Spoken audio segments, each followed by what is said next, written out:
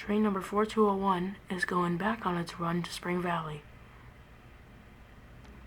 And by train number 421, I mean 4201 is the GP 40-2 right there.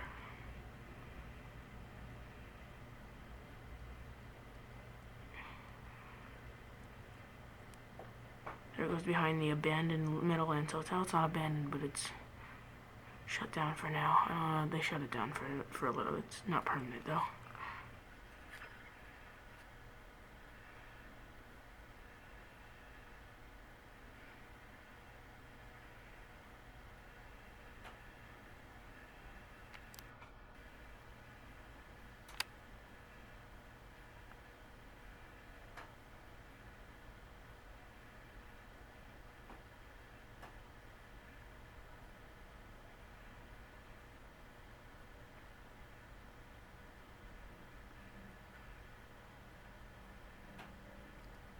It's going pretty fast.